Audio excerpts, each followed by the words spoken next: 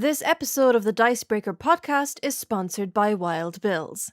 Ditch the manufactured flavors. Your taste buds deserve better. Treat yourself to Wild Bill's premium handcrafted soda pop. Mouth-watering beverages that allow you to escape to the most interesting places imaginable. Cheers to refusing the drink from the mainstream. Cheers to kick-ass canned. Cheers to being veteran-owned and operated. At Wild Bill's, flavor isn't everything. It's the only thing. Use discount code CHEERS15 for 15% off your first order. This episode... Welcome to the Dicebreaker podcast. We're back. We're I hopefully... think you were cut off for a minute, but now, yeah, we're good. It's all good. It's the first time we've done that. Look, we're literally doing it live. It's one of these things where before we did it in the edit, and that was often hard enough, but it's all good.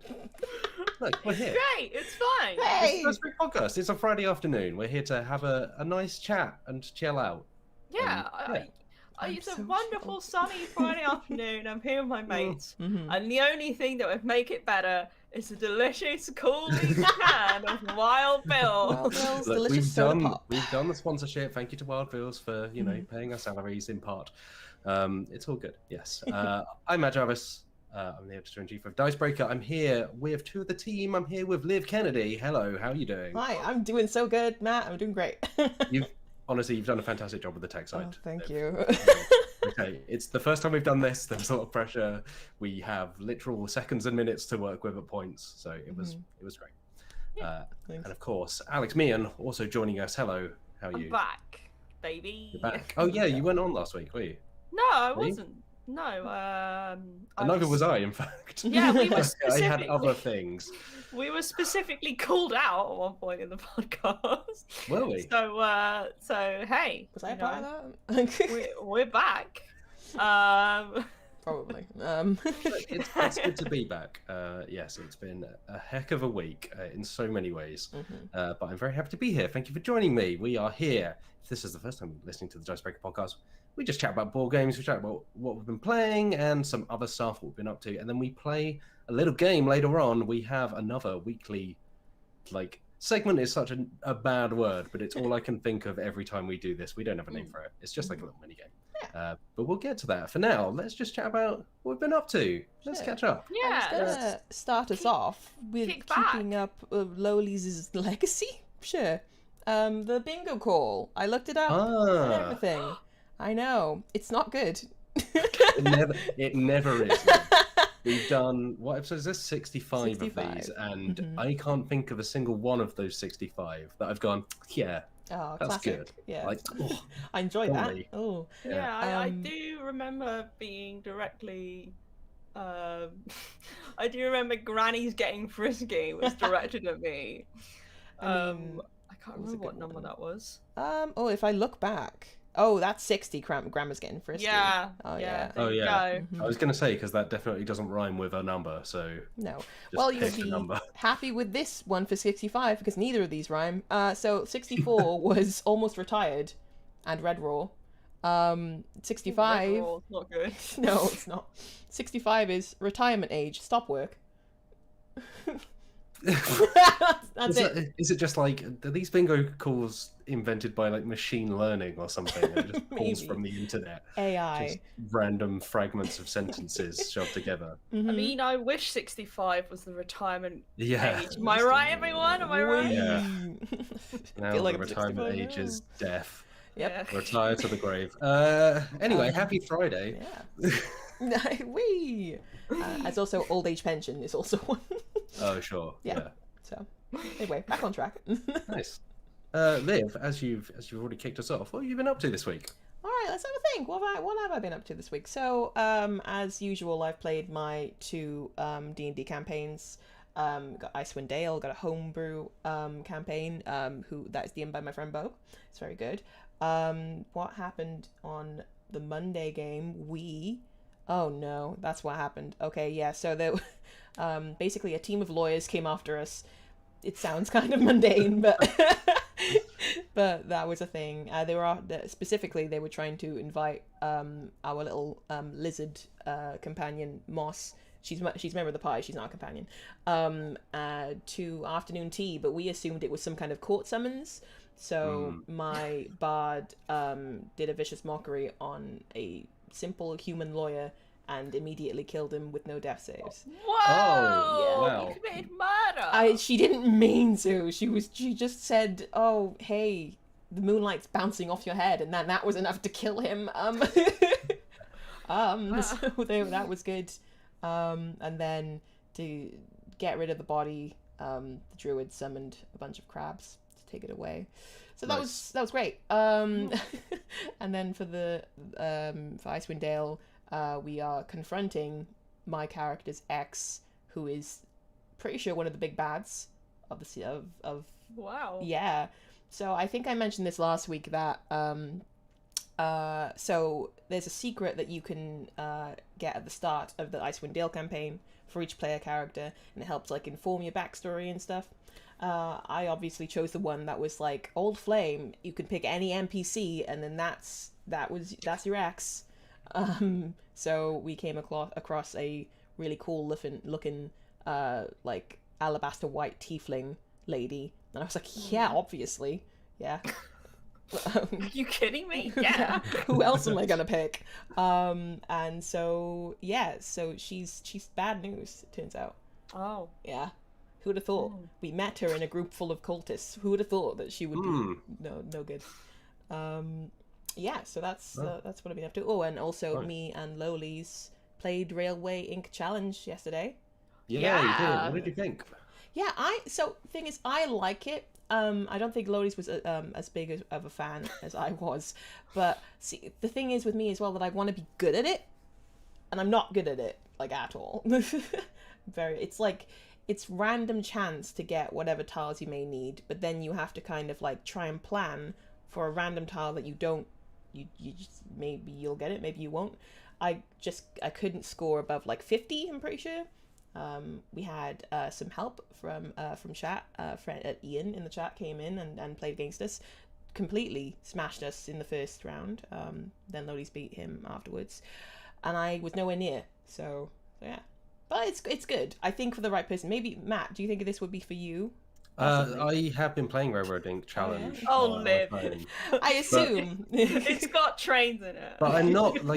So I really like the original Railroad Inc. and I've been playing this on my phone just in kind of the evenings and early mornings. And I have also struggled to get past like the mid-60s in terms of score. I've played like a few dozen times now, and every time I'm like, this feels good. I'm onto a winner here. And then by the end, it's like, oh, like here are all these dead ends because I didn't get what I needed.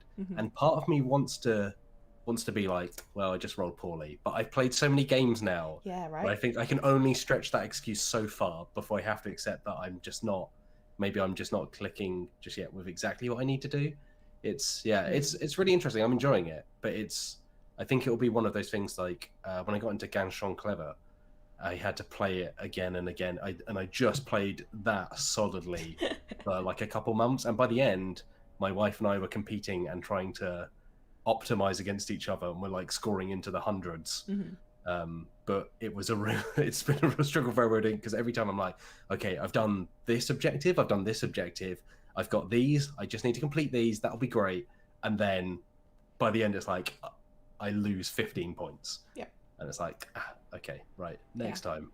Dreams scattered. Yeah, and never know whether to go ambitious and try and just connect up as much as I can, or try and keep it tighter and just focus on like completing one thing at a time. I've gone back and forth between the two, but again, like all of my scores seem to come out exactly the same kind of level. So, don't know. Yeah, no, I feel that it like I guess because it's like I think I refer to it as like organized chaos yesterday, but yeah, I'm so impulsive as a person that it just doesn't work with my style of play whatsoever. But I still enjoy it, and I want to get good. So that's the hope. And maybe you match a train. Yeah, you should train together. They do have they have like custom score attacks, I think, where you can randomize the objectives each time. The leaderboards are odd because I thought it would be like other kind of similar. I think Ganchon Clever is actually one that does this, and Cartographers, where those games have random objectives in the game, but each week or day they would have like a fixed set of objectives, so everyone in the world would be playing the same game. But I think Railroading Challenge just randomizes it every time. So you're never necessarily playing the same as someone else in the world, but you're still kind of ranked on the same leaderboard, which is a bit odd to me, but yeah. No, it's a different kind of like multiplayer experience than I've had before. But interesting. Well, in a year's time, I expect you to be top of the leaderboard, entire world. Sure. Yeah, my new ambition, Liv, is to convince you to play an 18xx game with me because no one else on the team will. It's like the most hardcore of train games. I'll probably do it. I'll be How honest. do you feel about stock markets? I thought there was going to be more to that. It was just stock markets. I don't understand them, but if they turn into Me some neither, kind of so at least we're on the same. recreational gameplay, maybe. Really selling it. Yeah. How do you feel about the Wolf of Wall Street? I mean, that's a very different depiction of stock market, isn't it? Yeah. You can take a load of cocaine and play train games if you wish. Okay, sure. I mean, Whoa, is that what you... It's not. You all heard it. You all heard it. Dicebreaker does not endorse taking cocaine. Yeah. We do does endorse train bills. games. So there we go. But apart from that, I've been playing more Dead by Daylight as well. And it's the 5th anniversary now. 5 whole years. 5 whole years of killers and murder. I'm trying to get I'm telling you, the most horrific part of that game is getting it to work. Every time there's an update for that game, the update will be like this small, and it'd be like, oh, predicting like 5 minutes. I'm like, yeah, I don't fall for that anymore. Dead by Daylight. You won't get me with that again, because then it will do the update, it will sit for a while, and then it will have to verify the update and potentially verify it again, and then maybe you need to verify your files because they just break, and then you can play the game. And the game is great, and I've not even experienced that many bugs in the game. It's just trying to get the damn thing to work. I've never had this experience with another game in my life. Like, it's a shame. It's very good. Yeah. Have you gone up against Nemesis yet? I have. I know he's not called Nemesis, but I'm calling him Nemesis. He's my Nemesis, yeah. Oh, is it not official Resident Evil Nemesis? I think he's called... Yeah, it is. There is Resident Evil. Like a tyrant or Oh, something. yeah, that makes sense. That's Resident Evil 1, right? I don't know. No, it's the guy who follows Jill around. Oh, that is Nemesis. Okay, Maybe it's a that's just the star. nickname. Maybe Nemesis is, Tyrant's friends call him Nemesis, but to everyone else, Yeah, his business many cards friends. say Tyrant, but greetings cards say Nemesis. Yeah, Nemesis to his friends only. Wait. Yeah, I have actually a few times now.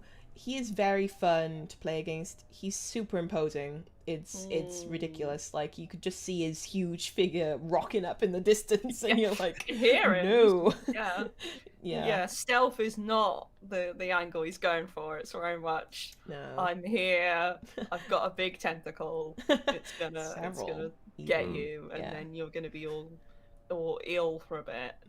That's it. That's the game when he's playing. And then he brings his zombie friends with him as well. They hang around on the map. Yeah. They can sometimes like just hang out by the hook when you're hooked. So like if you get unhooked, they might just knock you out. Attack. So that's great. That's fun. Yeah. And then it also adds Jill and Leon, who are 2 characters that, even though I've not really played much Resident Evil, I've only really played 1, the remake. I like Jill and Leon. Do you? They're very good characters. Yeah. Especially the character models that they've made for the recent remakes. Thumbs up to those. Whenever I'm saved by Jill or Leon, I'm like, oh, thank you so much. Well, there's just Nemesis in the background being like, oh. No time for flirting. Let's go. Exactly. Yeah. But yeah, that's mostly been me. I've also watched Too Hard to Handle, all of it. Is this the first season, right? Because the second season's not out yet. Oh, the second season's just come out. I've just finished. Oh, is it just come out? Yeah. Because I watched the first season and I love trash. Like I love trash too. It's incredible trash. Yeah, absolutely. It's so frustrating. It's so frustrating.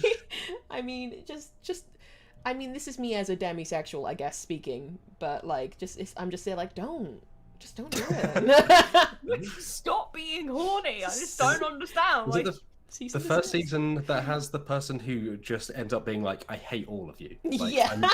And it's just like saying to their faces, like 2 episodes in, like, I hate you. Yeah. And eventually, well, I don't know if it's spoilers, but spoiler like, alert. Yeah. they kind of get their comeuppance. But yeah, it's like I've never seen it on another show like this, where someone just openly from the, like, on a show about dating and, you know, going after each other, someone just like, I hate all of you. I don't like any of you. And it's I think just it's pretty strong. So like a very strong antagonistic vibe off the bat. Was that I the blonde almost lady? respect it. Yeah, 100%. Yeah. So yeah, no, her story arc was wild. Basically, she, so there were 2 people that were just all over each other, and most of the time when I was like, stop, it was directed at those 2. Then he crossed her, and so she and the blonde girl were friends. I wish I knew their names. But then they made out just to like stir the pot, the 2 ladies, and I was like, huh. And then it was all wild. And then she was just like, I hate you all. Why are you with him? It was like it was very strange. But yeah, no, it was a good villain arc for her. Appreciated it. I quite enjoy hearing about it from you 2. I would never watch it because I think I would die from like embarrassment. It is incredible. I think it's up there with Selling Sunset as just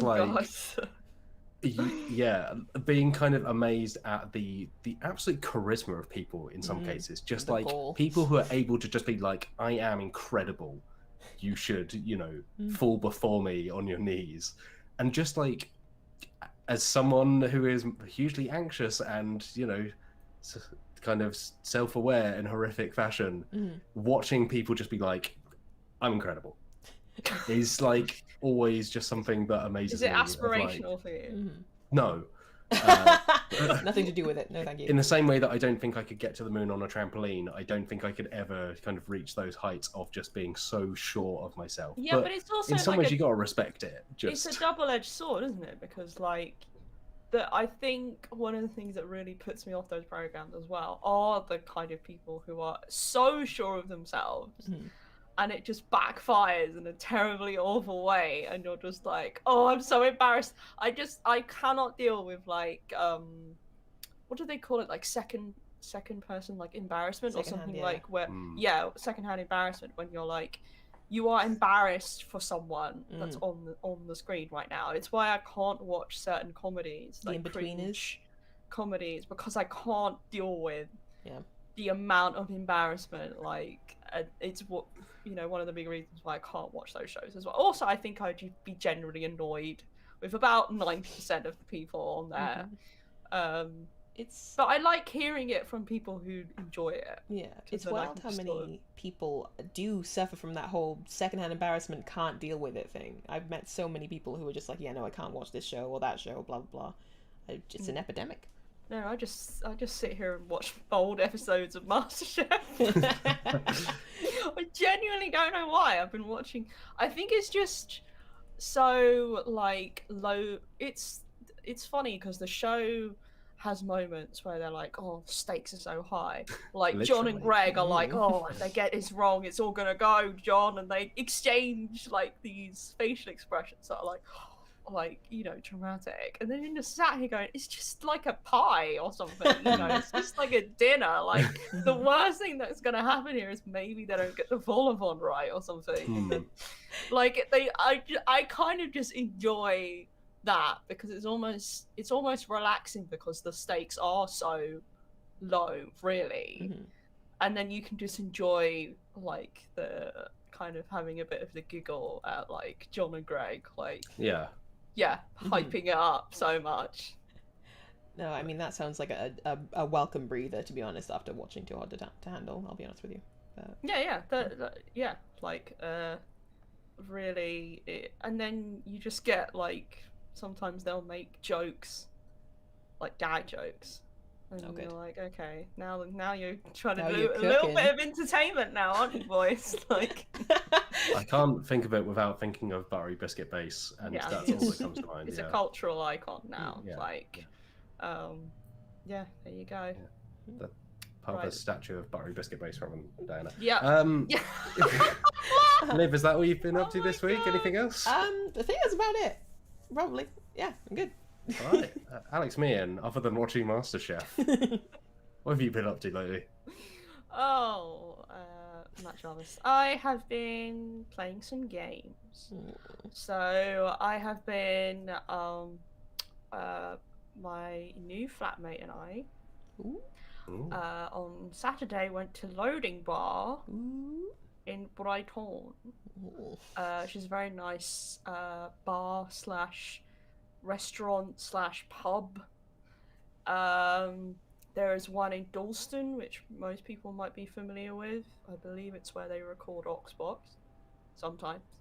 And the one in Brighton is nice. It's on the seafront, so you get that lovely sea breeze. Is it called Sea Drive or something like that? It's got like a pun I name. get it. It's now, like right. sea, like colon slash like a.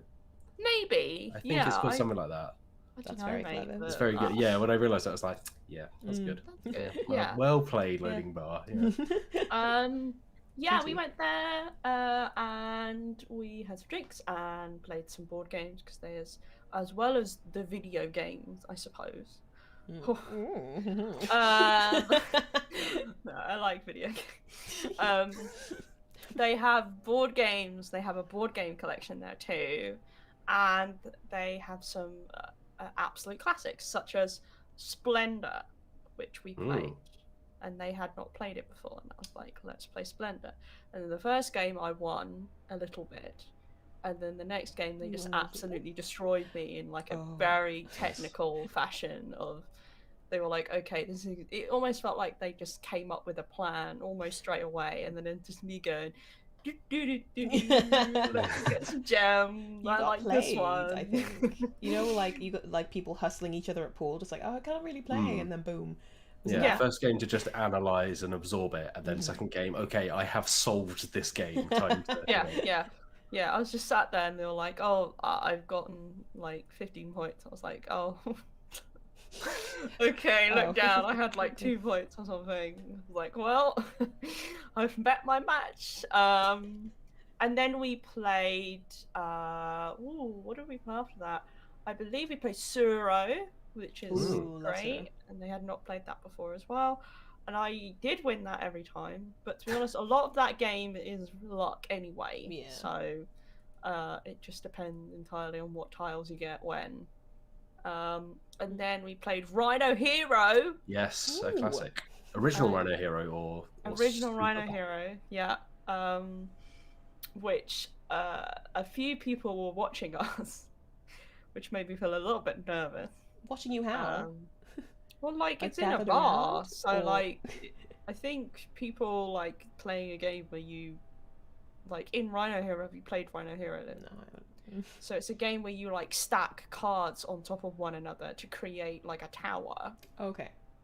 For Rhino Hero to scale, because Rhino Hero is a superhero whose role is mostly to just climb around people's homes and not much else. From Take what them I out. know. Yeah.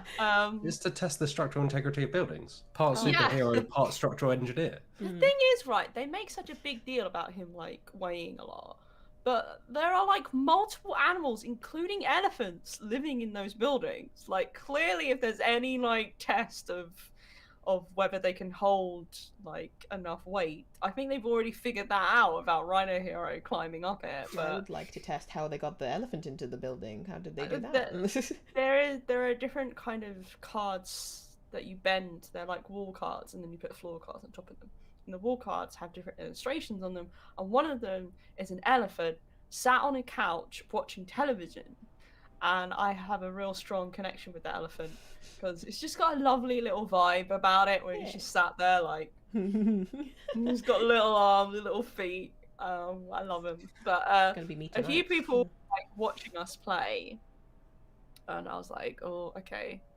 And then, of course, the windows are all open, so there's also a sea breeze coming in, which meant like this. Oh, we've got handicaps now. This is like hard mode. Oh heck. And I lost every single time. Buddy, no. Yeah, I know. You're getting hustled. Embarrassment. Yeah. To the Dicebreaker name. And then we finally played Ghost Blitz, which was a very fun game. For kids, but also for adults. For everyone. It's like Runny Hero. Runny Hero is for everyone. There's no such thing as board games just for kids. Well, there are some board games that I wouldn't play because I feel like they're very much aimed at kids. But Ghost Blitz is not one of them. Ghost Blitz is a very fun game where you have a deck of cards and they have different illustrations on them.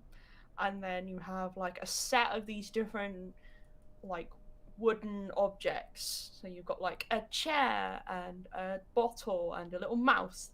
And then you have to like flip over the cards and work out either what you need to pick up by either what's missing or what's like matching. So if you've got a red chair on the card, then you have to take the red chair. But if like all the objects are the wrong colors and there's like a color missing specifically, then you have to grab the thing that matches that cup. Yeah, it's a bit difficult to explain, but it makes a lot of sense when you start doing it. And you get really into it quite quickly. So we were just ended up shouting. I think quite a few people heard us. Just like, it's the mouse, it's the mouse! Like, and then you gotta grab the mouse. And for some reason, the red chair, whenever it's the red chair, I always lose. I can never get the red chair. But the mouse, me and the mouse, we knew what was going on. That's bad PR for loading bar though. Just like, it's a mouse, there's a mouse. Ah, God. Yeah. Just people walking in through the door like, close the door and back out. There was like a person looking at the board game collection which was next to us, and then when I was yelling, it's the mouse, it's the mouse. One of the several times I did that, they were like, okay, they said, I'm not going to question what's going on. And I was like, yeah, you know what's going on if you're playing Ghost Blitz. But, if you know, we did that. And then, yes, you were going to say something? Me? Just you, just little old you. Yeah, other than that, watching Masterchef. Replaying Dishonored 2 because my PC can run it. Is that the only thing it can run at this point? Or what can it do? I mean, like, it's old enough that it can run it. Although it still does have problems. Sometimes I have to deal with a little bit of slowdown. Just a little bit whenever I turn my character around. So I've had a few interesting altercations involving that because I insist on playing the game entirely stealth. No one can ever see me. I must be a ghost. I must, be but a breath on the backs of people's necks. Oh, terrible. But that's very hard to do when your game is slowing things down and then you can't react. So the trick is just to quick save every 5 seconds. Yeah, you've told me this and it upsets me wildly.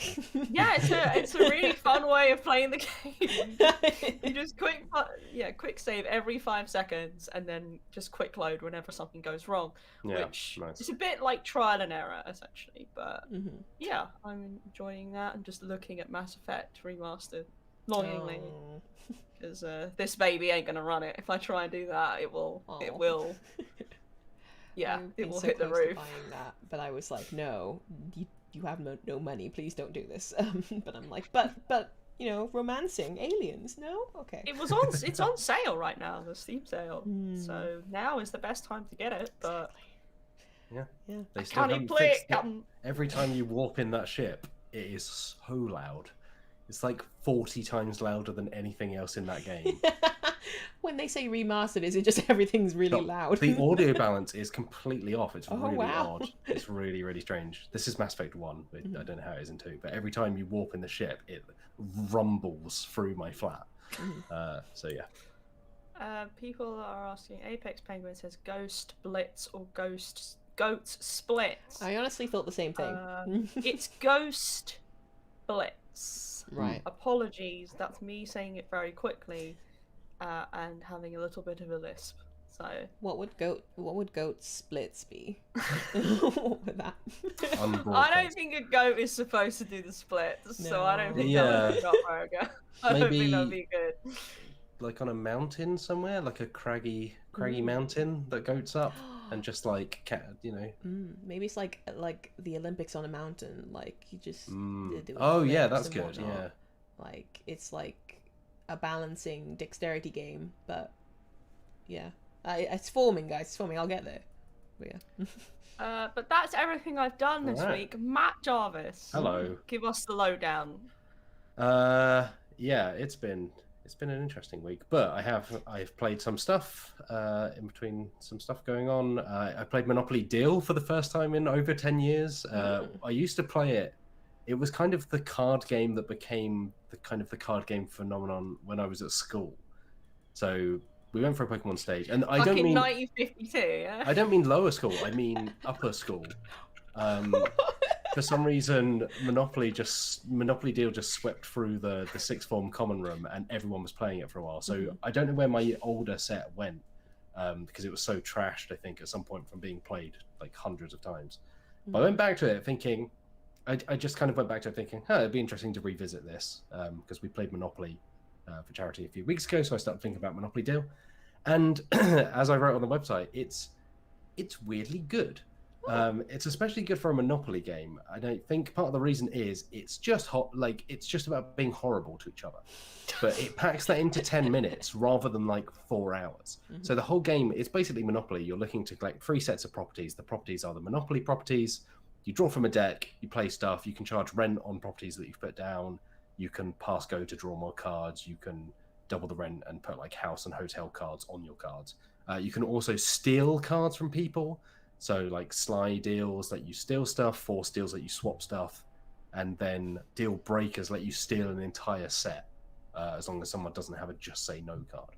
So it's kind of like Monopoly if it was Love Letter, in that it's very it's like a take that game, in that you are just playing cards to basically screw up your opponents, and you are looking to get 3 sets before anyone else by nicking all their stuff. But because it's so fast and because it's so mean, it works. And it plays with like up to 5 people, and it still doesn't take very long. It's very quick. It's completely random a lot of the time, because it all comes down to what you draw.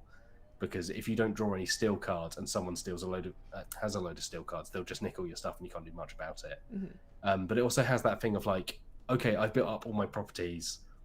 I can play this hotel card to add that to them. That'll boost their value. Then I can double the rent and then play a rent card. And you can end up charging people like $20 Monopoly dollars or 20 million Monopoly dollars.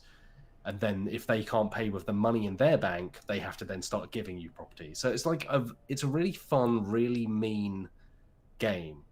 But it's so compact, and it knows exactly what it is. It's not trying to be anything other than, Monopoly is a card game, and because of that it works. It's like all the bits of Monopoly you remember, in that it's the bits where you're stealing people's money, or the bits where you're forcing them to pay huge amounts of rent.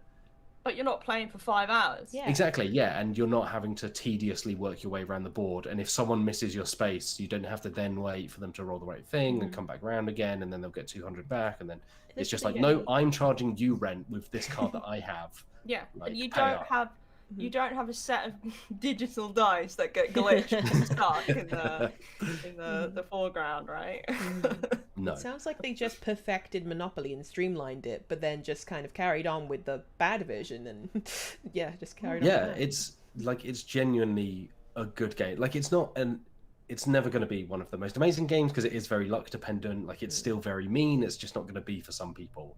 But I genuinely think, and this is why I wrote on the website, I think it's easily the best Monopoly game. I think it proves that Monopoly can be a good game if you take that concept, and it knows that you're it knows that you're landlords, it knows that you're wealth hoarders, it knows that you're, people who are not good people in society.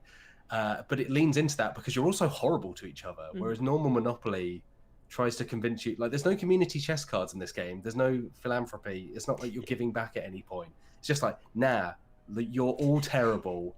Just mess each other up. Like, free for all, no holds barred, steal properties off each other, steal money off each other, and that kind of makes it fun.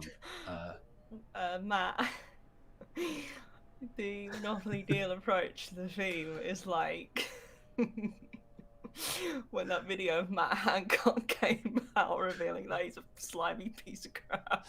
Which everyone knew already, yeah. Yeah, but yeah, exactly. Everyone already knew it. It's just like there's a firm piece of evidence to say, oh, look. And then he's like, oh, I suppose I'll resign now. But, yeah. And also, answer to your, like, question, Liv, why don't they just, like, do the Monopoly deal all the time? It's a lot easier for them to make a lot more money from the main. Oh yeah, no, absolutely. Yeah. Like I asked the question, but I knew the answer. You knew the answer already, yeah. But like genuinely, if it costs like $5 or even less than that, it's really cheap. But I think it genuinely holds up. Like if you're going to own a Monopoly, and I think it's a good enough game, and it obviously has the familiar Monopoly theme, where I think it's a perfect kind of, hey, like people who play Monopoly, that's all good. Like maybe they just don't know about other games. Like maybe they're willing to play other stuff, but they just don't know where to start. This is like a good kind of step towards something like Love Letter, where it's like, okay, you're enjoying Monopoly. Here's Monopoly as a card game. Okay, you really liked the kind of take that nature of this, or the kind of fact it was very fast. Well, here's Love Letter, which is, just as simple. But then from there, you can expand into other stuff. So I think it has a good place in the hobby and in getting people into other games. So I'm glad it exists. Like it's a fun, weird game. Although the new artwork on it is just that kind of naff, like his rich uncle Pennybags with like a weird CGI head. He looks like he belongs on the front of an NVIDIA graphics card box from 1994. You mentioning Love Letter reminded me of I don't know if you've ever listened to the Off Menu podcast with James Acaster and Ed Gamble on it. It's very funny. But there are several episodes where they talk about playing Love Letter.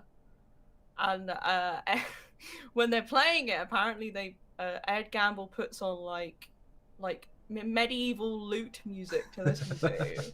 And then he will occasionally say, I am heavy with mead.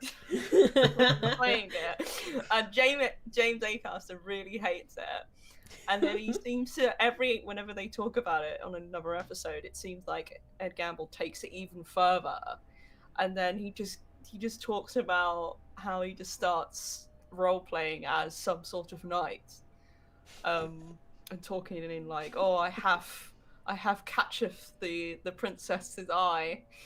I love that. I was enjoying that so much. Like not even hearing about celebrities, like comedians that I really like talking about playing board games, also just doing because that's the kind of thing I would do. No, exactly. I was about to say, like, I will take any opportunity to roleplay, like even if we're playing like Sheriff of Nottingham, for example. I insist that everyone is in character. Are you playing oh my gosh, Robin Hood, King of Prince of Thieves? Have you ever seen that film? No. Oh wait, maybe like bits and bobs. Yeah, Kevin Costner is Robin Hood, and Alan Rickman is playing the Sheriff of Nottingham, and he does a fantastic job. He does exactly what you expect him to do, which is just eat the scenery, Robin Hood. Yes. Yeah, he is very dastardly. What else have you been doing, Matt? So like I said, I've played a bit more Railroad Inc., which we already spoke about. I played Arkham Noir, which is a game that I was interested in for a while. It's like a solo card game that's based on Lovecraft stories. One of the things I don't like about it is that it casts you as Lovecraft, which is not a good thing to do. And there's no real reason for it, because actually the other thing I don't like about it is it's just a bit dry and dull. It doesn't really make good use of, some of those stories, Lovecraft, not good, like not a good person, but some of those stories are interesting and have kind of interesting supernatural elements. And this game just misses all of that and kind of ends up feeling just a bit empty. And then the bits of theme that it tries to introduce are just so like, I don't want to play as a racist.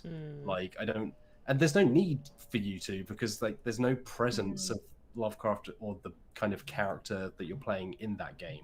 Most, But it's most tabletop adaptations of Cthulhu Mythos now just ignore his existence, which I think is the best approach. Yeah, it's one of the really good things about Arkham Horror is they just are like, we're going to take inspiration from this, but not connect. We're just going to make our own universe and kind of reclaim some of that stuff in a way that feels like meaningful.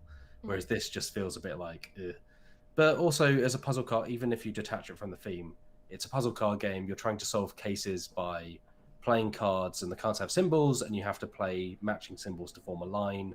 If you play too many cards, then you start to lose time, and like some kind of sanity mechanic. But you're trying to basically get one of each type of card in a line, which then lets you complete that case, cash it in, and you're trying to complete them all before you run out of cards or time or anything like that. But I just found it a bit, I didn't really like the theme off the bat, and then I played it and was like, this isn't for me. So yeah, it's a hard pass. I haven't really played anything else, to be honest, because I've been busy with other stuff. But as a quick anime update, heck yeah, let's go. My friend and I, who have a weekly anime club, by which I mean we watch anime 5 times a week together. Nice.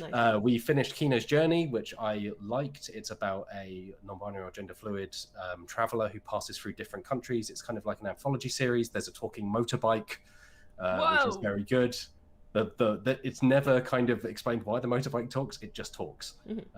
We spent the first episode going, can other people hear the motorbike? And then someone responds to the motorbike. And we're like, oh, okay, yeah, they can hear it. But it's good. It kind of does some interesting stuff where Kino passes through different countries, and there's kind of like a philosophical discussion with every country they pass through, where it's like, here, killing is legal. That's the first episode. And but it gets more complicated than that. There's some cool stuff in there. And we've then just started rewatching Cowboy Bebop, which some of the group have seen and some haven't. So I'm excited for the people who haven't seen it to see it, because that show is very, very good. I've watched like 2 episodes, I think, because Gwen was like, oh, we should watch this. I was like, okay, I will watch this. And then I think we watched 2 episodes and then just like forgot. I enjoyed it. What I watched. I like this. Is it Spike? Spike, yeah, I like him. He's cool. There's a big man in it. Jet, yeah, and there's a woman. Yeah. The classic cast of characters: a big man, a woman, and a big man, and a dog. No, because there's the weird bits when they do like the newscasts, right? And there's a woman dressed in a cowboy thing. Yes. It's very like, what's going on here? I think I would be up for watching more at some point, maybe. But there you go. I love how people are in the chat like, this is the names of the characters. Yeah, I was gonna say you must have watched at least like 3 episodes, I think, because Faye comes in the 3rd one. Hang on. We watched one where they go somewhere and there's like... Is it like a casino? No. Oh. I'm being really useful and interesting here. Do they go to the Bebop? Is that what happens? They go to the Bebop. The ship is called the Bebop, so you're right. I guessed it. Great. Yeah, I love Don't even need to watch it. Yeah, it's considered one of the best animes ever made. I'm just sat here going, I remember this bit where the cowboy, where there's a woman dressed as a cowboy. There's a dog. The dog is good. There's a dog in it. Yeah. I don't. Maybe you're thinking of it's pretty good. Like Cowboy Bebop continues to be great. I don't think I need to. Yeah, I think there's like Respect a woman, and I think her boyfriend's really awful. There's that episode. I remember that one. There you go. That's really she descriptive. Does not end up a main character. Oh, okay. You must have. Well, you saw to the end of that episode, right? There's a very distinct reason why she is no longer appearing in that series. I can only guess what it would be. Yeah. Anyway. I can bridge the bridge to your anime obsession is what I was going to say, Matt. No. Yeah, no, okay. Yeah. Look, I'll take it. It's fine. Look, Beastars is what I was going to say. That's coming out soon. Oh yeah. Oh yeah. There is a new Beastars. We are yeah. Yeah, that's that. Beastars, for people who haven't seen Beastars, is basically high school furry show. I guess is like Pretty much, yeah. yeah. It's like here's high school kids, but they're all animals, and yeah. Yeah, it's like They do Zootopia what as well. High school kids do. But, yeah, but a too lot much. more. Yeah, a lot more. A lot more Do not what, show Matt Beastars Jarvis? to children. Oh, do not. Do not show Beastars to children. It is not a Okay. children's show. Nope. Is there a crocodile person in it? Probably, but I can't remember seeing one. Yeah, it's a good question. I'm on board if there is. Why? I don't know. I just really like crocodiles. You should watch One Piece. There is a crocodile person in One Piece. Oh, that's a Oh, lot. I know what One Piece is. It's Yeah. like the pirates one, isn't it? Yeah, rubber hands. What? He's stretchy. He's like Stretch Armstrong. Anyway, enough What? anime talk for this week. Rub hands. Okay. he How eats a am I fruit and own- becomes rubberized. That's the whole One Piece thing. He's basically Stretch Armstrong. Oh, okay. Oh, that's why he looks really unsettling. Right, okay, that makes sense. Okay, got you. Let's move over to board game news. Let's chat some. A couple of interesting things this week. Meehan, you spoke Hello. to Andrew Navarro, Yes. formerly of Fantasy Flight, now of Earthborn Games. Indeed. Yeah, formerly of Fantasy Flight, then Chip Theory Games, and now recently just Earthborn Games. So, while he was at Fantasy Flight, he was creative director on a number of games that you might recognize, such as Arkham Horror the card game or Marvel Champions. But now he's left that corporate life behind and he's gone independent with Earthborn Games, which I believe was founded last year. And now Earthborn Rangers is the debut kind of title from the studio. And I spoke to him about the game, about the studio, about sustainability in tabletop gaming and why that's important. And there's this little lovely news story that I put out, which kind of just talks about some of the more interesting details about the game itself. So specifically, Navarro kind of had an interesting discussion about the approach to difficulty in a lot of the co-op card games that Fantasy Flight kind of put out. And it's interesting what he said about like 80% of the time they want like players to lose, which is, you know, like kind of very challenging. And he was like, oh, I think that might put people off like playing the game because they might want a more approachable experience. Basically said that Earthborn Rangers is kind of looking to provide that. So there's more of an emphasis, or he says there's going to be more of an emphasis on exploration and kind of storytelling and stuff like that. So it's going to be like a card game in a similar fashion to something like, you know, a living card game that is copyrighted by Fantasy Flight.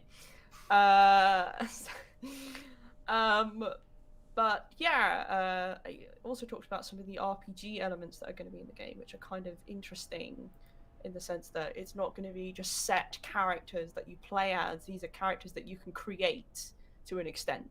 So there will be like certain cards that you'll use depending on what you choose to specialize in. But then you can kind of build your deck from there depending on like a personality and the things you do throughout the game, which is, again, sounds interesting. Yeah, and it kind of fits with Earthborn Games' approach to sustainability. You know, they want to kind of make this game and, you know, hopefully future games using more sustainable materials and methods. So you can learn more about that in an interview piece we've got coming up soon on the website. Ooh. Where it's basically going to be a more in-depth feature about, you know, my time talking to Andrew.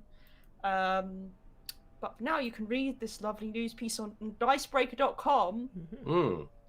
And the Kickstarter campaign for Earthborn Rangers will be coming later this summer. Yeah. So if you're interested, look then. Yeah, I think like the thing that really interests me in this was the 80% stat, because I think I've heard similar things discussed kind of like anecdotally by designers, by players, about things like Pandemic, where it's like, if you succeed on the first go, it's boring because it's too easy. Yeah. But if it's too hard, like finding that balance between how many times does someone realistically want to replay a game before they win? Because if you're losing every time, you're just going to wear out. And you know, I think a lot of people might not even play a game 3-4 times. You know, there's a lot of people that own Pandemic but might have only played it once or twice. Yeah. So I think it's interesting to hear someone explicitly kind of say, hey, like, this is what we used to aim at, but we're aiming much lower now. You know, we're just looking for a more forgiving experience. Yeah, I think he talked about kind of specifically, you know, how, like you said, most people don't play games multiple times over. And, you know, he basically said with Earthborn Rangers, they want to create like a title that's going to be, it's not about like making, you know, having a co-op because it's a co-op game. You know, making it be really difficult and the kind of draw of it coming from there. It's more about, you know, the players having this kind of shared experience and going on this journey together and discovering new things. But they will be able to kind of tweak the difficulty. You kind of cited, you know, specifically referenced Marvel Champion as more of an inspiration in terms of the fact that with that game you can do a little bit more to kind of tweak the difficulty. Although I've always found that game I was quite going to say, difficult myself. Marvel Champions, because I covered it when it came out and I interviewed them at the time. And they said, oh, that game's going to be easier than Arkham Horror, the card game. And I found it really, really hard. Yeah, like, I've won games of Marvel Champions before, but it's certainly no walk in the park. But maybe in comparison to something, I mean, like Andrew did talk about the fact that Arkham Horror is the setting kind of fits with the difficulty. But I think they were just kind of talking about how, you know, when co-op games are designed, particularly when they were at Fantasy Flight, the aim was to make it difficult, even the standard like difficulty hard. And they were kind of like, we want to do something different here. There you go. Yeah. Liv, anything to add? I was gonna say, in terms of just your own opinions and how you'd like to play games, do you prefer games that are like that you barely ever win, or games that you can like regularly win? Like, I have a personal preference, but what do you think? I think it depends on the game, really. Like something like Eldritch Horror, I go into it expecting to lose. Yeah. Like that, but that game is still a really enjoyable experience, even if you do lose. Like, because it's all just part of that experience of, hey, this is a really dark, depressing world. You are up against the odds. We have a doom counter. There's a doom counter. Yeah, like you're kind of expected to lose. But I think if it's something like I think it's something where it doesn't fit so well into that kind of tone or that setting, then I think it can be frustrating. Like I think some people have mentioned Set a Watch in the chat. That game, as much as we do praise it, is good, does have issues with difficulty, like balancing in terms of some games. Thing is, I've never played a game of Set a Watch that has been on the easier end of things. I've always played games of Set a Watch where it's been incredibly difficult. So I don't know whether I'm just getting really unlucky with card draws or something. Yeah, I think Set a Watch is quite luck dependent. It's one of the things that I don't like so much about it. But yeah, I'm kind of in a similar place, to be honest. I think like you, like Mansion of Madness is one of my favorite games. Like I generally love the Arkham Horror File series. But I think they're like failing is part of the fun, because like, oh, this is like fun, we just got wiped out by like an enormous like world-ending monster. Whereas something like Dark Souls, the board game, which is a game I really do not like, it's difficult, but the difficulty just comes because it's very grindy. Like, I've spoken about this before, but like Dark Souls, the video game, you learn the patterns of things, you improve because you learn where things are and you learn how to adjust and react to them. The board game is just throwing yourself against the wall and hoping that you pull the right cards at the right times. And Yeah. I think that's the thing, is like, if it feels like your failure comes down to something you missed, or just like one luck aspect where it's like, oh, we could win or lose on this card draw. Like, we're one card away in Pandemic. That's I think the balance of a good game with luck in it. But if it's just a case of like, well, there are 12 different, I'm rolling a die over here, I'm pulling cards from this deck, I'm hoping for this here. At some point it's just like, well, am I actually playing this game, or am I just kind of being taken for a ride by it? And if it doesn't have the theme to back that up, like Eldritch Horror, I think that just becomes very frustrating. And I've never wanted to go back to Dark Souls the board game, because I found it such a slog when I reviewed it. It's just, I did not like it at all. Yeah. It's interesting what you said about like the theming of the game, like that playing a major role in it, because like I guess when I think about the games that I enjoy because they're challenging, it is like Arkham, Eldritch Horror, or Dead of Winter, or let's see, Forbidden Desert. It's all scenarios where you're struggling and you're in like a really dire situation. Yeah, no, that it's interesting. That does make sense. Yeah, like Forbidden Desert is a really interesting one because it kind of comes from again, that's Matt Leacock, so the designer of Pandemic. So again, co-op prestige, let's call it. And like Forbidden Desert can come across as like a very like family friendly game, and I would call it family friendly, but like it's not a walk in the park by any means. Like, but I feel like it doesn't really punish you. Like, it is difficult, but I think it's still the kind of experience where losing isn't terrible. Like, I think there are certain games that can really feel awful when you're losing, but for Forbidden Desert, I think avoids that. I guess it's interesting. Something that really like when you're going to lose and it just kind of feels futile. I guess Zombie Side kind of, because I always find that very difficult to win. Sometimes to play, but just it's just sometimes it's just very futile. I think length has like a huge part to play in it, because like Forbidden Desert is still like a fairly quick game in terms of like I think half an hour really is going to be for me the longest time that you play a game like that. Whereas if it's something really chunky, like again, Eldritch Horror is a game that you can play for a very long time, but like the kind of fun rows that you go down there during the game, I think it eases the fact that you play this for so long and you lose anyway, because like the goal is never really to win, it's more to kind of survive, see how long you can survive for. Whereas if it's like a longer co-op game that's dragging out and you know that you've lost already, that's really disheartening. Yeah, I think with the Arkham games in particular, you kind of have like mini victories along the way, right? Where it's like, oh, I succeeded in this particular test and something happened. Whereas with something like Forbidden Desert, the survival is the thing. Yeah. But again, like it's so short that it doesn't really matter. Yeah, exactly. But yeah, I think it all comes down to a lot of that. But okay, what about this next story? Matt Jarvis. Hello. So aggressive right now. What up? This was just a quick one I pulled out because I thought it'd be interesting for people to know. So Roll20, which is the kind of online role-playing platform, there's no non-jargony way of really describing it. It's a website that you can go onto and play role-playing games. Quite a lot of people use it for stuff like D&D.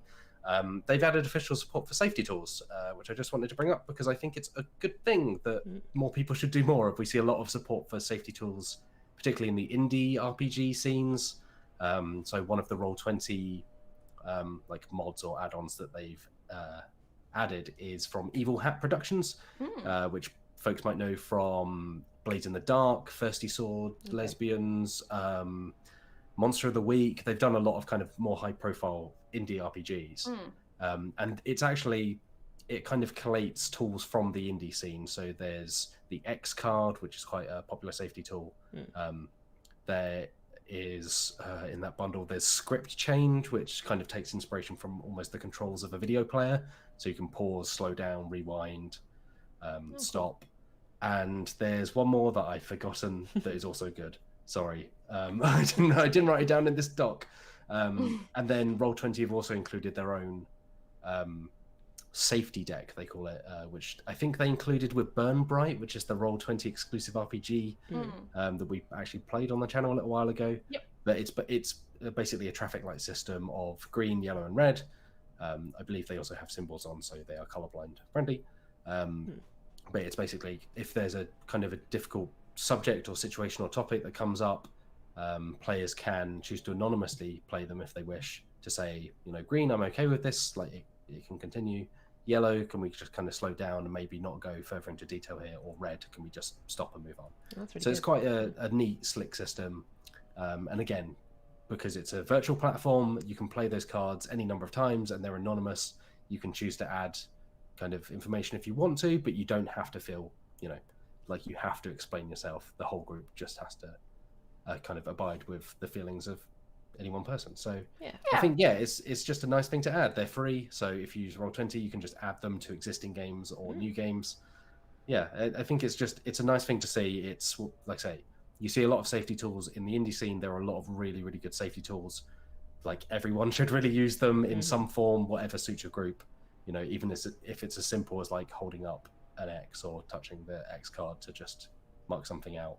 Just having a way of people being able to say, hey, oh, lines and veils, of course, is the other one. Yeah. Oh, yeah. Thank you, Chase. Lines and veils is the other one in the Evil Hat, which is another really popular safety tool, which is very good. Kind of sets boundaries before sessions in terms of things that can be included in a story or in a world, but are like skipped over or kind of like fade to black is how they're often described. So those are veils, and then lines which are like hard boundaries of like, let's not go near this subject. Like, but again, like those tools can be used in any combination. There are other tools out there as well. Like a lot of indie designers particularly include them in their games. I think the Evil Hat ones are pulled from Fate. A lot of them appeared in Fate. So yeah, if people are looking for a way to just add safety tools to their games, they're there, which is great. That's so, awesome. Yeah, good on them.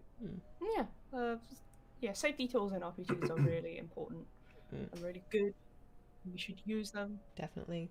It might seem, I don't know, silly initially, but they are very, very useful and very important.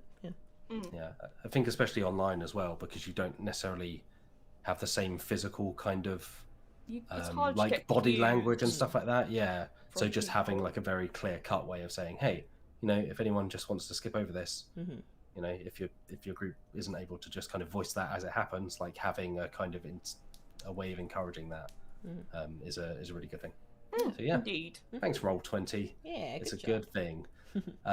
Some other things which I'll go over quickly. I didn't include this on the pod because it is a very messy situation and it would take more than an hour and a half to even explain what the hell is going on with TSR. Not just one TSR, but 3 different TSRs. So for those who don't know, TSR was the original publisher of Dungeons & Dragons. There are now kind of 3 different entities all using the TSR name. One of them is attached to one of the sons of Gary Gygax, the co-creator of Dungeons & Dragons, who turns out not particularly good as far as people go, has made some transphobic and racist comments. And as a result of that, a different entity called TSR is now distancing itself from the other entity called TSR. It's, like I say, this is why I didn't include it on the podcast, but Chase, our wonderful reporter, wrote up a fantastic article that explains the situation. So yeah, anyone that is kind of interested about that, I was laughing at Angel Beats' comment of TSR. Yeah, happy, I love it. Yeah, that doesn't. Yeah, even that's maybe not strong enough to describe some of the. Yeah, but yeah, I would advise people to go and read up on that because just maybe don't give that company your money because it doesn't seem like they're particularly nice. Don't do it. Yeah, don't give them money. Chase, who obviously praised on every podcast because he does some fantastic work, also wrote a piece recently about RPG Kitchen, which is a really interesting website and platform and service, which is kind of like Netflix but for RPGs. It allows people to rent RPGs and kind of try them out, and I believe that as you pay the kind of subscription, it will slowly knock down the price of buying the book wholesale. So the more you play a game, you can almost subsidize it with a subscription model. So it's a really cool thing. I haven't seen something like it before. Chase spoke with the folks over there. We covered the new remaster of Call of Cthulhu, the original. A lot of Lovecraft games on this podcast, just by chance. But yeah, they're remastering the original Call of Cthulhu RPG, like the original box set. I think the Kickstarter actually goes live today, so it's Chaosium. But yeah, it's kind of interesting that they're just bringing back the original game as it was. They call it a remaster, but it just kind of recreates the original books, so it's kind of an odd word to choose. But I think they've changed some of the layout and added some elements, so it's kind of like an expanded version. But yeah, I'm kind of intrigued. I've not played the Call of Cthulhu RPG like at all, and it's something I would love to either run or play. That's definitely on my list. It's good. Yeah. Liv, let's talk, because I constantly want to play Trail of Cthulhu and can never get a group together. I'm in, mate. Yeah, let's make it happen. Yeah. Meehan, you spoke to the folks over at Darrington Press, which is most notable for being connected to Critical Role. It's kind of the new venture out of the side of Critical Role somewhere. They did Ukatoa, which you played a couple of weeks back and reviewed. You didn't seem particularly fussed by it, but you spoke to Ivan over there, the kind of co-founder, studio head. So yeah, some interesting kind of information about what they've got planned around Critical Role and that world. Yeah, it ends in a in a really unexpected way. So you can find that out if you go It certainly read it. does, yeah. We also, Chase spoke with Mamatos. I wasn't on that Arc RPG, I'm sorry. Which? Mamatos, okay, thank you. The creator of Arc, which is a very cool RPG about the end of the world and Doom. More Doom. Yeah, more Doom. But that seems very cool. So, Chase, we have the third and final episode of the Arc RPG coming out on Saturday. So check that out. Watch it. Yeah, it's good. Yeah. And then finally this week, alongside our friends over at Eurogamer, we've been kind of revisiting pieces for Pride, celebrating Pride. Obviously all the time, but also a particular highlight this week. So we've gone back into the archives and found some pieces on, I mean, everything really. Like we've got some about RPGs, we've got some about board games, we've got interviews, opinion pieces, features, all to do with Pride and LGBTQ plus representation in tabletop games. So go and check those out. And me and your piece went up on Eurogamer yesterday, but we tweeted it out if anyone's looking for it, about Monster Hearts, which you played very recently, the team. So that's a good RPG. Go and check it. I hear nothing but good things about that playthrough in particular, and I've been meaning to watch it. So I will be checking it out. Well, you can find it on youtube.com/Dicebreaker, and and anyone else can too. Whoever wants to check out Monster Hearts 2, it was good. But, yeah. What else can they find on there, Liv?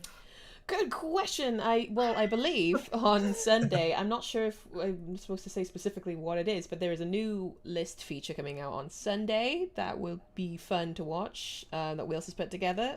Very exciting. And you can also, as I said, catch the third and final episode of the Arc RPG that we played with Mamatos on Saturday. There is a paperback playthrough Loli's not played that this in a week. Yes, there is. So Loli's had never played paperback, and it's a good game. Yeah, Matt, you took her through it. Yeah, it was very good. I edited it and watched it, and it was great. I've never felt pressure like trying to spell words on a video and being very conscious of people in the comments going, well, there's that, just spell that. I can't think of that word right now. I think that was the day where we recorded like 4 videos in a row, and it was heavy. My mind is empty, particularly of words right now. And yesterday was your Railroad Inc. Yes, challenge. Exactly. Like we mentioned earlier, me and Louise were playing Railroad Inc. challenge. Wow, we were using the app, the Steam app from Horrible Guild, and like I said, I enjoy it. I want to be good at it. I'm probably going to go back to it, to be honest, and try to work my way up, because it's just I think what got to me as well was just like Loli was like, I don't know if I particularly enjoy this, and it was beating me every single time. It's like, oh, what? Yeah, that's one of those things that's like, like, so, oh, come on. But, so you can watch that and everything else you mentioned. Just go, like you can click on the channel, like don't go right now because you're supposed to be watching. Yeah, no, stay here. Stay with us. I'll also tease, we don't have a date set for it yet, so we're not going to reveal full details, but we've got some very exciting stuff coming up on the YouTube channel around memberships. But we'll have much more to say on that soon. We're just ironing out some details, but it's finally happening, folks. Yep. We've got some exciting stuff planned. Hey, if you liked the anime section earlier in this podcast, you're going to love some of the stuff we got lined up for memberships. That's all I'm going to say. A little appetizer there. Let's move on, shall we? Let's move on to this week's little mini game that we came up with like yesterday or the day before. Yeah. We were just like, Organised? yeah, you know, it's been a busy week, but I think this is fun. So, wait, has anyone got a name for this? I don't know who came up with. Meehan, was this a you idea? I think this might be a me idea. Okay, I'm going to throw over to you. I didn't christen it a name, but no, yeah, you don't. You have to do it live. CardPGs. CardPGs work? I mean, no. But it works enough. Yeah, I'm going for it. Thank you. CardPGs. CardPGs.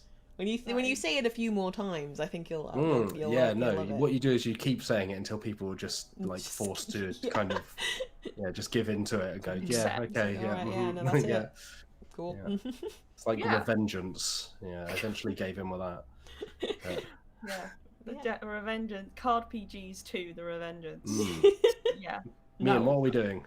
In this segment, in celebration of last week's announcements that of the D&D sets coming to Magic the Gathering, which Matt Jarvis covered very well on the site, we are going to come up with some more ideas for smashing card games and RPGs together into one cohesive blob.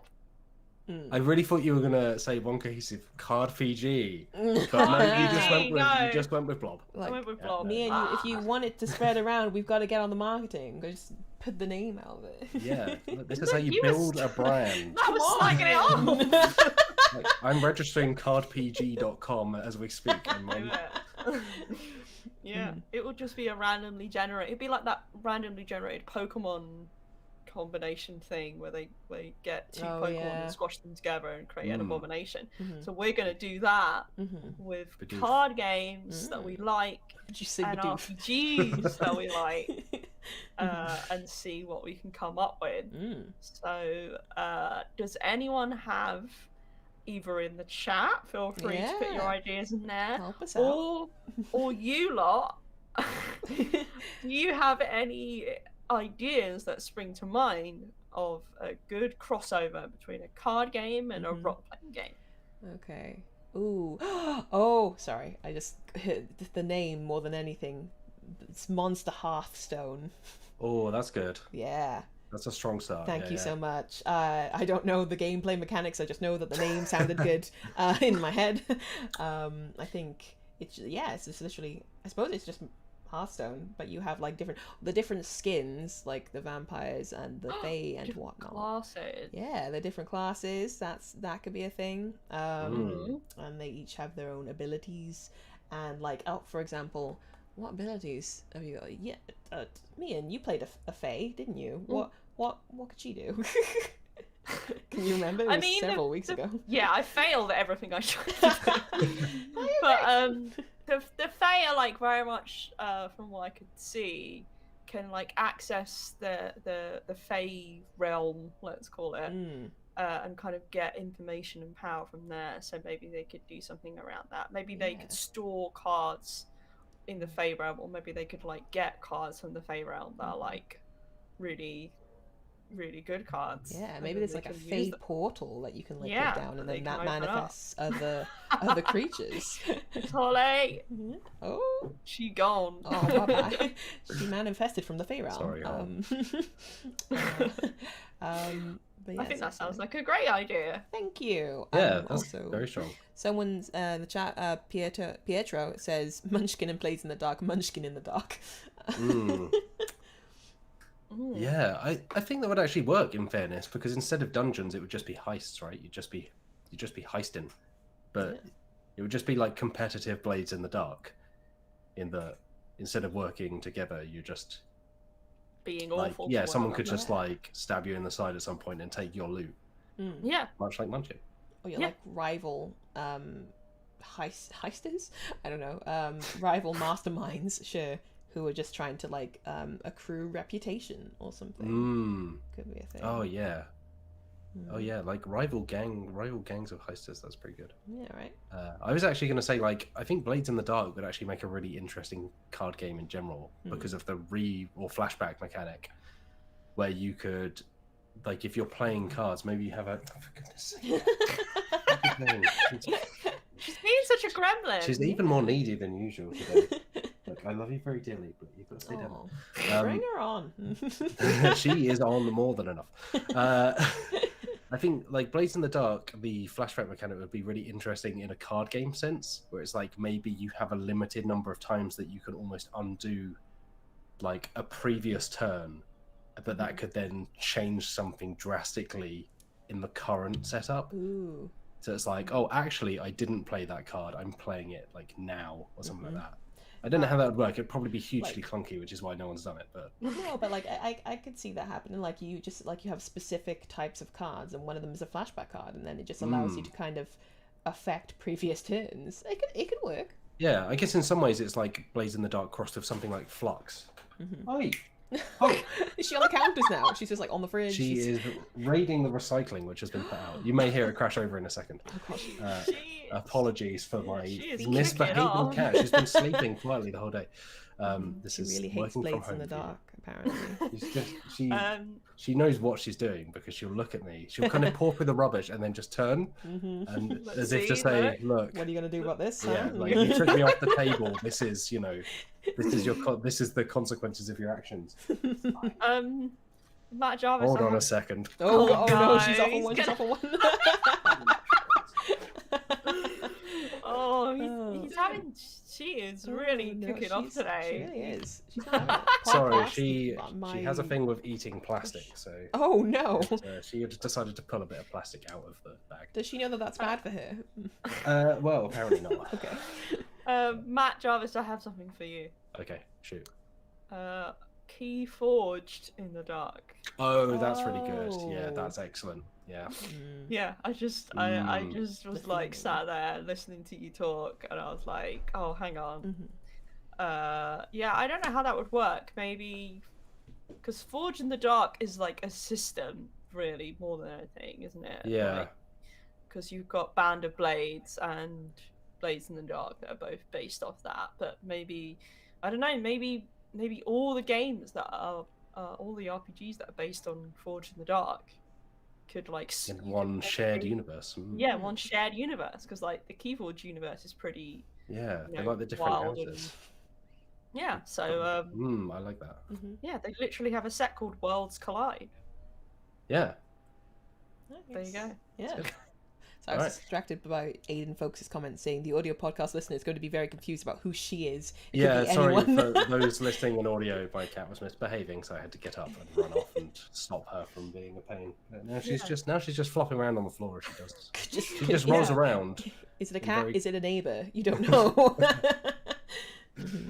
Hatchanoff says Call of Cthulhu and Lasers and Feelings, Lasers of Cthulhu.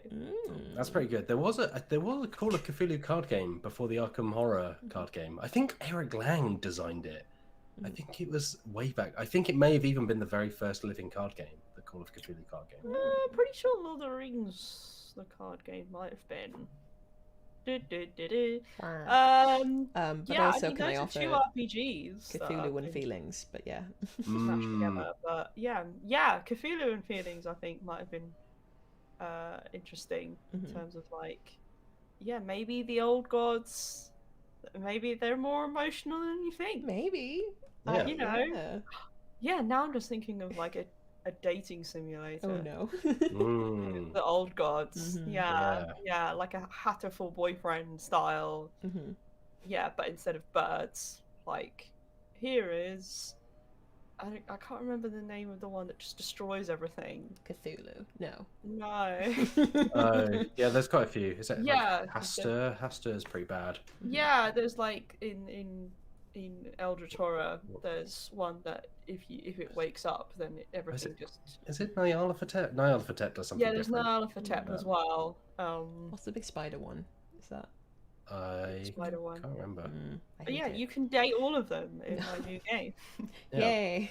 Speaking of Cthulhu, I mentioned Trail of Cthulhu earlier, but the gumshoe system that powers Trail of Cthulhu is very detective-y, and I would like more detective card games. Like, give me a good, like almost like a Sherlock Holmes consulting detective card game. Yes. You know, where each lead is a card. There was actually, what's it called? I think it's called Watson and Holmes. There was kind of like a spin-off from Space Cowboys several years ago, but you were kind of like rival groups of the street urchins that work with Sherlock Holmes. Are they called the Baker Street Boys? Sorry, they're not called street urchins. Right. Apologies.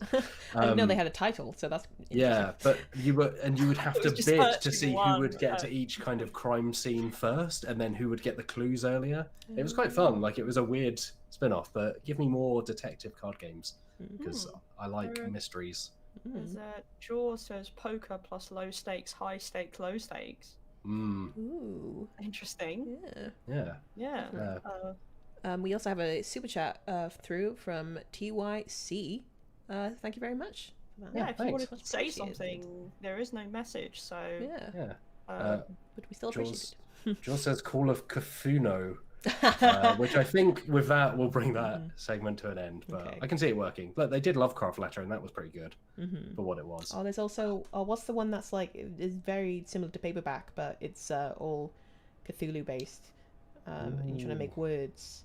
Oh yeah, Forbidden Words, something like that. Yeah. It's very good stuff. Yeah, more card games. I love a card game. Give us more card games.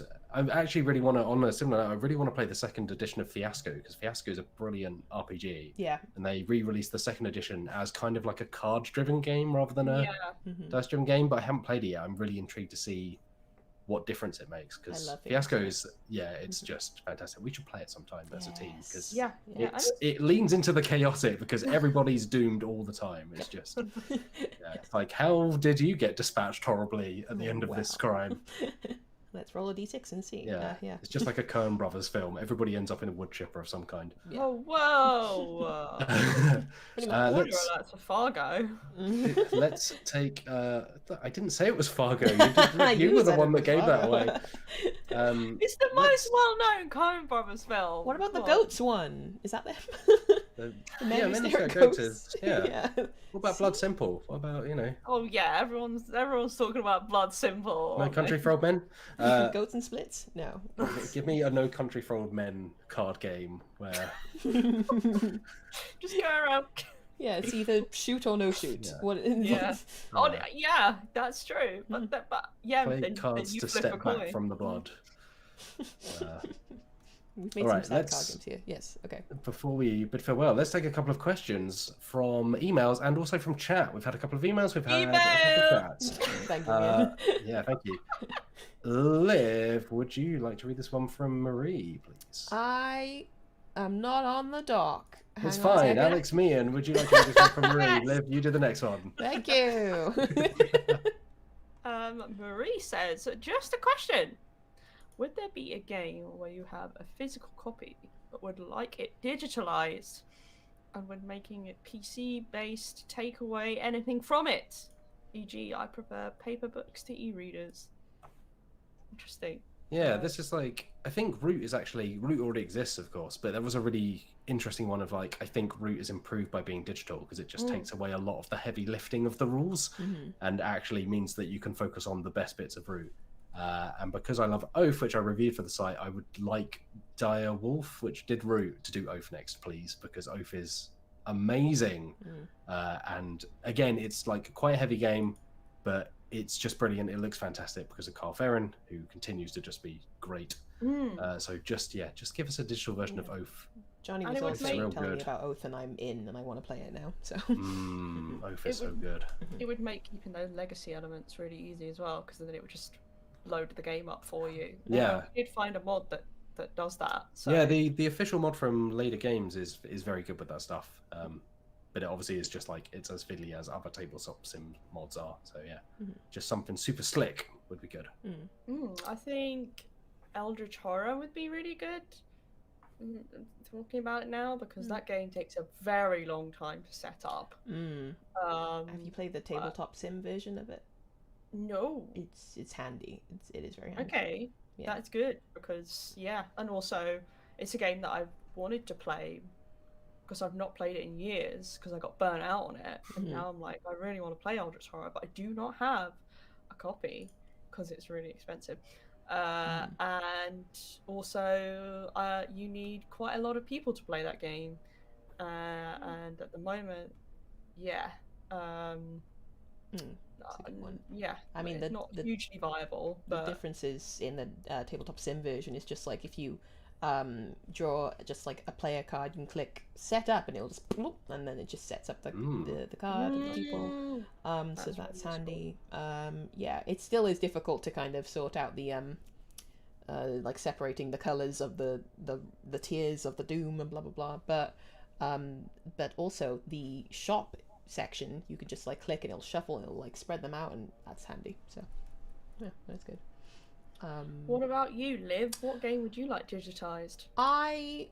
So I feel like maybe it would take away from it a bit, but I have never played Betrayal Legacy, and I would love. I don't think I've played a Legacy game at all, I think, and I would really love to, but I wonder if playing a digitized version would take away from I've heard that it'll be like, hey, take this card out of the pack and just rip it up and throw it away because you're never going to use it and blah blah blah, and I feel like maybe it would take away the stakes kind of thing. And it would take away that kind of unique element that legacy games have, where you actually permanently change the game. We actually do have a copy in the office. Yeah, we do. It's been there for years at this point. I don't know where it came from. I don't know if it belongs to someone or if it belongs to the team or. I don't think it belongs to anyone in particular. I think we just have it. Yeah. But as soon as we got it, I was like eyeing it up because a massive Betrayal stan. So maybe one day. I've heard good things about it. I've heard it like improves the base game, on the base game massively. Yeah. So. Maybe we should do that one day. That'll be good. I'd like that. I think, Betrayal Legacy is easily the best version of Betrayal at House on the Hill, and I think it is maybe one of the best Legacy games. I think it's definitely right up there. It's really... That Jarvis makes a really statement. Very good. Oh, wow. Hot takes. It's extremely good. But thank you for your question, Marie. I can read this one out now. Yes, I have the read this one from Pietro. Absolutely. Pietro says, thanks all for the hard work on this podcast. Really enjoying listening to it. Thank you. I've recently played Stardew Valley, the board game. Being a big fan of the video game for the start, I had high hopes. However, my experience was less than stellar. I found it frustrating and too reliant on sheer luck. Quite the opposite of the video game it was based on. What do you think about it if you've played it, and how, if at all, would you improve it? If you haven't played it, are there any board games based on IPs that you love, which surprise you negatively? Matt mentioned one earlier, didn't you, Matt? Oh, what is that? I really don't like Dark Souls. It's a bad board game. Which, like, Steamforged, their output has been up and down. Like, we played Monster Hunter World recently, the board game, and that surprised me in a positive way, where I went in quite cynical, thinking, don't know how this is going to be, and actually came out going, oh, this is actually like a really good take on the stuff you do in Monster Hunter. So a mixed bag, but Dark Souls is one of the kind of biggest disappointments of something being translated to a board game that I can think of. I have played Stardew Valley, the board game. Oh. I have not played the video game it's based on. Oh. Which is very interesting. So I don't have that disappointment. I do see where you're coming from in terms of it's incredibly luck-based. Like, sometimes you're just not going to be able to do the objectives, and we lost specifically because we just weren't drawing the things that we needed to from those decks. It's funny how it takes like a game that's actually quite, from what I know, chilled and very laid back in terms of you kind of just wander around and find stuff and do a farming thing and have a pig. I think that's what you do in it. Can you date Elliot? This is the question. Yeah. No, I mean, you can't date people really. Well, you can, like, That's what is Stardew literally Valley the what I board game do. even doing? Yeah, like it also seems right up your street, Meehan. Like there are so many people that you can just This is choose so- between. the reason why I've not played this game is because I don't really get on usually well with video games that don't have like a set purpose, if that makes sense. Like I don't really like I really struggle with a lot of open world video games. They have to be very, very compelling. The world itself has to be compelling for me to actually want to play it. So like I like Breath of the Wild, I like Horizon Zero Dawn, every other open world game like Shadow of Mordor and whatever. I'm like, yeah, I don't want, because I just get bored. Like I'm like, I want to have a either multiplayer or a linear experience. So that's why There is Stardew multiplayer, maybe. yeah. That could be I've- more up your street. Been playing that. Maybe. Counterpoint, Egg Festival. Egg You've Festival. hunt for eggs. You do Oh, hunt for eggs. oh, what, like an Animal Crossing? They're No. they're like Easter eggs. So Oh, But not that was like so that. fun. Oh god, you run around and you try to collect eggs, and then you look up a map of it because you want to win so bad, and you just you beat the kids, and then you get the eggs. yeah. No, you get a prize. What about you, Liz? Before I dive into that, I'll just say that Blazing Ace has given us a super chat. Thank you so much. So, and you also say hi. I know Johnny and Wheels played Set a Watch on DB back in the day. It is my favorite of all time. Have any of you played it? And if so, did you like it? Yeah, we spoke earlier about Set a Watch. Yeah, me and I played it a lot because we ran at EGX. Not long after we joined, we were playing some of the games that we'd covered on the channel already with folks throughout that weekend. So we played Set a Watch a lot. I will say I'm not as fussed by it, I think, as some of the rest of the team. I think it's fine. It's like, and maybe it's because I played it dozens or even more times in the space of 2-3 days. But yeah, I like it. It's fine. Yeah.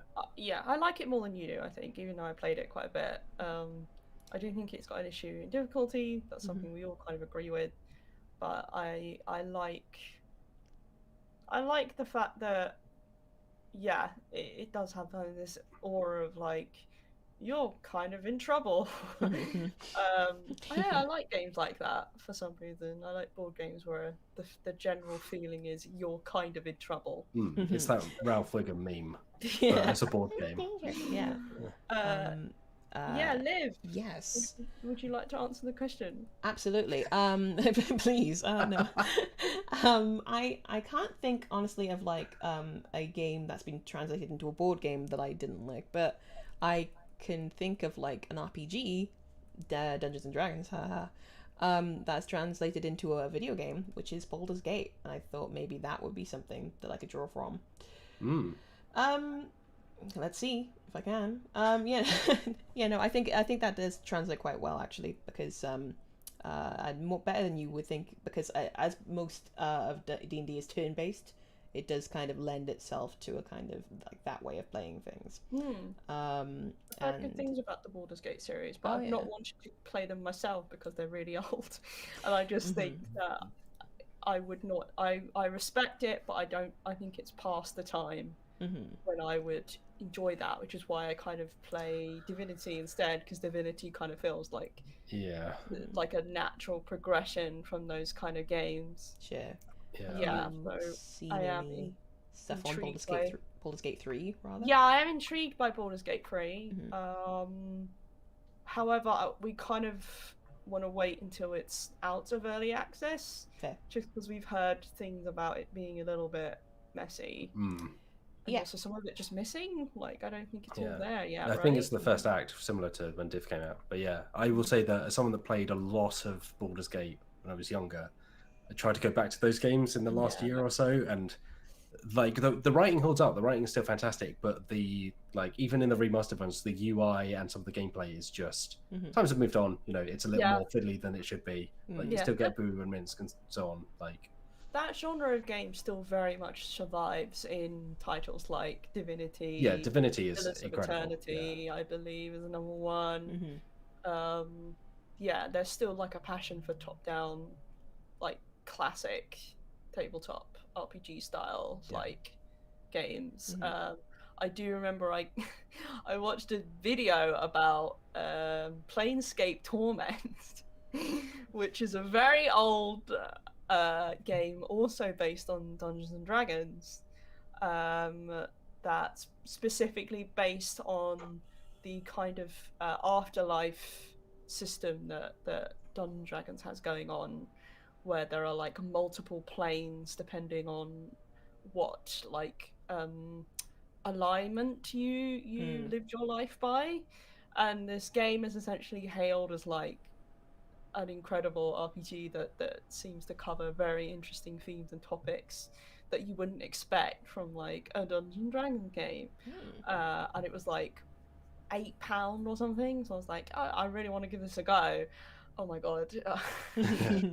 I just had no idea what I was doing. Like I think I just was killed for some reason. I don't know they're why. brutally punishing. Like those older like CRPGs are just like, you stood on a trap, you're dead. Also, there's no autosave. You forgot to quick save, so now you've lost 40 minutes of progress. I essentially think I'm in a no-win situation where I've done something I've not realized what I've done. And now, like, the guards are really angry at me and they're trying to kill me. And the map is so confusing and labyrinthine, that I'm just like, I experienced about an hour of it and I was like, okay, I really enjoyed that video. It was really interesting. I'm glad that this person played it instead of me. Thank you for taking the hit. So that they could talk about it, and then I didn't have to actually experience that. So there you go. Right. Thanks, Pietro. Liv, do you want to read this very last one from Jonathan? I might request actually if we could finish, because I have something. Right? Okay. We'll save that one. Thanks, Jonathan, for your email. It will be next week. Next week, Jonathan. It's all good. Look, you'll be first on the billing. But thank you for thank you all for your emails, and thank you for your questions in chat. If you've got any more, you can email us at podcast@dicebreaker.com. You can, of course, find us at Join Dicebreaker on Twitter. You can find us at dicebreaker.com or youtube.com/Dicebreaker. But for this week, that's been the Dicebreaker podcast. Thank you, Liv, for being here. Thank you for having me. Thank you, Meehan, for being here. It's been a pleasure. Thank you in the chat for being here. I've been Matt Jarvis. I've, of course, enjoyed my time here as well. We'll be back next Friday with another live Dicebreaker podcast. But until then, stay safe out there. Enjoy your weekends. Until we meet again, have a lovely day. Bye-bye. Bye.